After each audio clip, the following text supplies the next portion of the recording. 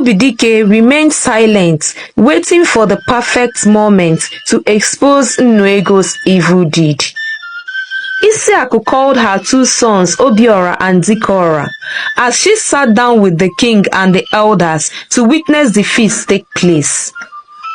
Before they could take a bite, Obidike ordered the two children not to eat the food, for it has been poisoned. Ezeiduma, Obidike shouted, his voice trembling. Lolo Nnuego poisoned that meal. Speak! Ezeiduma commanded with great shock in his face. Obidike recounted what he had seen, how he noticed Nnuego had an evil plan and decided to watch her closely for days. His words painted a vivid picture of Nnuego's treachery. Ezeiduma, his face filled with shock and rage, turned to Nnuego. Her eyes wide with terror, her whole body trembled as the truth crashed around her. The king, his voice heavy with disappointment, ordered Nnuego's arrest. She was taken to the cold dungeon, where she awaited her final judgment by Ezedibia, the village Ezemo. Ezedibia consulted Oshimiri. The verdict was unforgiving. Nnuego's fate was sealed. She was to be thrown into the cold water of Onoma River.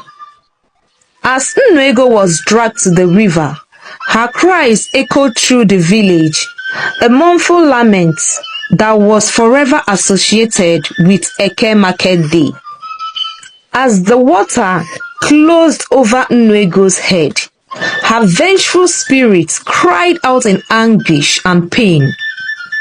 Every Eke Day, the day of the market, her haunting wails echoed through the village. The villagers, fearing her wrath, avoided the river on that ominous day. Nnuego's spirit took on a new form, becoming the weeping goddess. Her tears tinged with sorrow and betrayal. The villagers whispered tales of her spectral figure.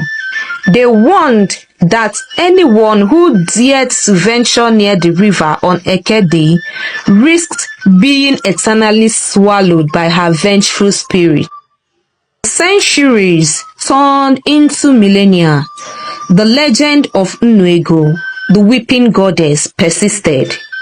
Onoma River imbued with the power of her pain.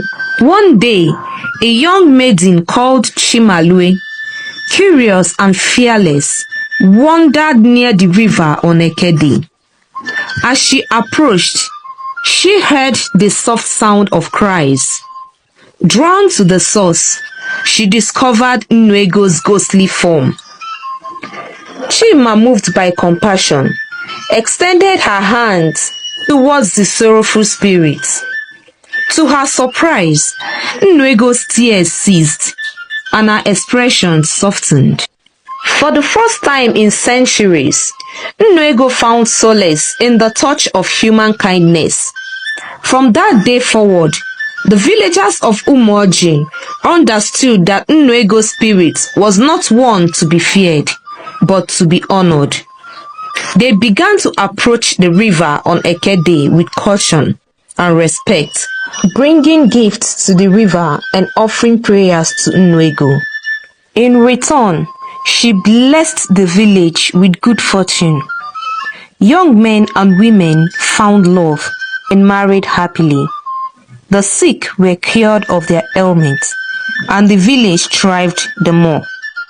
The news of Nnuego's blessings spread far and wide. Her once feared name became synonymous with good luck.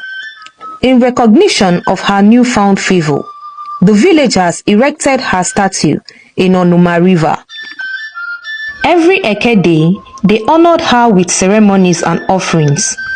Nnuego, no longer a figure of fear, but a cherished guardian of the village.